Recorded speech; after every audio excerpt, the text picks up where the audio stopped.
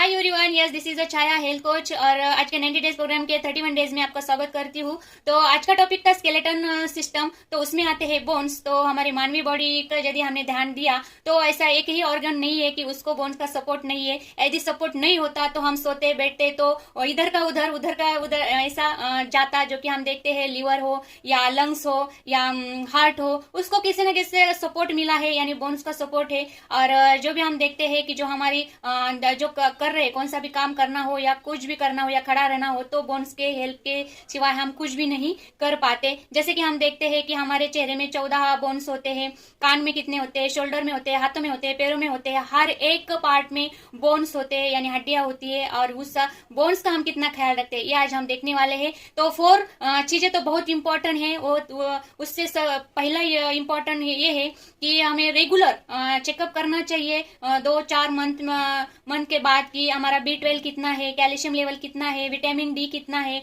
तो ये बहुत इंपॉर्टेंट है, पहला तो स्टेप है, क्योंकि कैल्शियम ये बहुत इंपॉर्टेंट है। खाने में भी हम कैल्शियम खाते हैं या नहीं, जो कि हम जो 5 मील में खाते हैं तो उसमें भी कितना इंक्लूड है कैल्शियम। और सप्लीमेंट के तौर पे भी कैल्शियम यदि नहीं खाने में मिलता है तो सप्लीमेंट तौर पे भी खाना चाहिए। और ऐसा वैसा कैल्शियम खाने से कोई मतलब नहीं होता है, क्योंकि और ओनली कैल्शियम खाने से हमारी बॉडी को ऑब्जॉर्व नहीं होता है। तो सबसे इंपॉर्टेंट है कैल्शियम ऑब्जॉर्व होने के लिए भी मैग्नीशियम और विटामिन डी हो तो वो कैल्शियम हमारी बॉडी में ऑब्जॉर्व होता है। तो हमें ये भी ध्यान रखना है कि हम कौन सा कैल्शियम खा रहे हैं। जैसे कि हम देखते हैं कि कैल्शियम में हम मिल्क कैल्शियम कौन सी चीजें खाए, तो मिल्क में भी कैल्शियम है, जिंक है, तो हम मिल्क ले सकते हैं, लेकिन आज की क्वालिटी देखकर। और जैसे कि जो भी वेजिटेबल्स है उसमें भी कैल्शियम मिलता है, तिल, जवस, और इसमें भी कैल्शियम है। ऐसे बहुत सी चीजें हैं उसमें कैल्शियम मिलता है। तो और ये भी नेचुरली हमको घर से भी लेना चाहिए, और हम जो लेते हैं वो भी नेचुरली सप्लीमेंट के तौर से लेते हैं। तो ये 3 in 1 खाते हैं, जैसे कि मैग्नीशियम, विटामिन डी और कैल्शियम, ये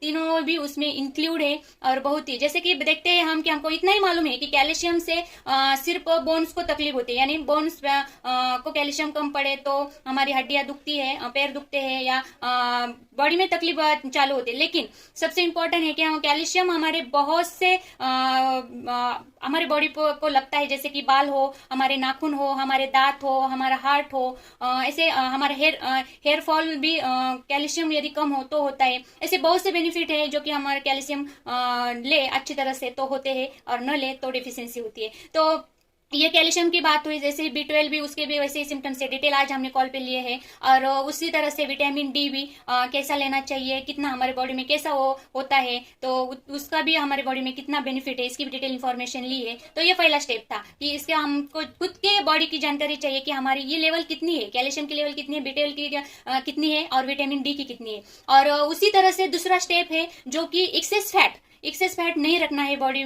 पर। जैसे कि अभी मुझे 50 केजी मेरा आइडियल वेट होना चाहिए, और मेरा यदि 70 से 80 केजी यदि मेरा वेट हो, तो जो भी 20-30 एक्स्ट्रा वेट है तो वो किस पर पड़ेगा, तो वो पड़ेगा हमारे मसल पर। लेकिन मसल पर पड़ता है, जो भी एक्स्ट्रा वेट है वो मसल पर पड़ता है। लेकिन यहाँ हमारे शरीर में मसल कम होने की वजह से वो पूरा जो लोड है वो पड़ता है हमारे बोन्स पे। और जो भी हम देख रहे हैं बोन के जो भी इश्यू आ रहे हैं, जो हो रहे हैं, तो इसकी वजह से हो रहा है कि ये एक्स्ट्रा वेट बोन्स जितनी कैपेसिटी है उससे ज्यादा झेल नहीं पा रहा है। इसी वजह से बोन डेंसिटी कम हो रही है, बोन्स की प्रॉब्लम हो रही है। यस, घुटनों में दर्द हो रहा है, जॉइंट पेन हो रही है। तो ये ध्यान में रखना चाहिए कि मसल बिल्ड अच्छी तरह से हो तो हमको ये तकलीफ नहीं होने वाली है। तो तीसरा पॉइंट ये है कि अभी मसल की बात हो रही है तो आपको ध्यान में आया होगा कि मसल बिल्ड होने चाहिए। और हमारे बॉडी में टोटली जो भी मसल है तो 639 होने चाहिए।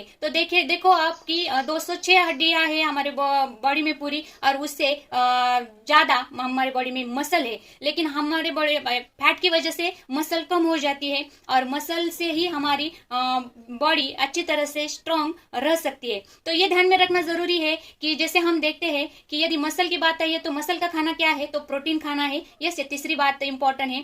तो प्रोटीन भी जो भी हमारे बॉडी को जितना लगता है तो उतना प्रोटीन हमें खाने की जरूरत है। हमारा डाइट अच्छा रखना जरूरी है, क्योंकि हम देखते हैं कि जॉइंट पेन हो रहा है, जो भी अकड़न है बॉडी में, तो किसकी वजह से हो रही है, जो कि हम देखते हैं कि अच्छी तरह से हमारी बॉडी में प्रोटीन नहीं जा रहा है। किससे घर में किससे कौन से चीजों से प्रोटीन खाना है ये भी हमको मालूम नहीं है।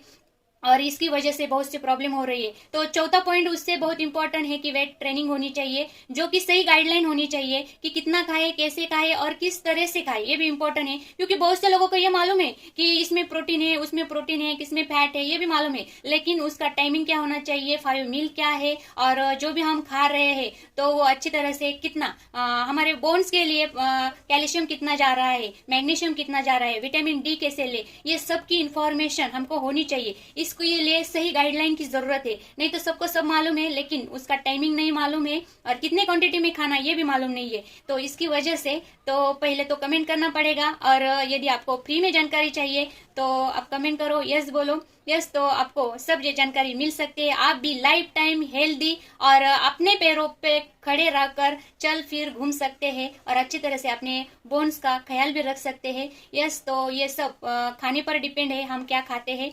तो इसकी जानकारी तो आपको मिलेगी, तो इसके लिए क्या करना पड़ेगा। Yes, thank you.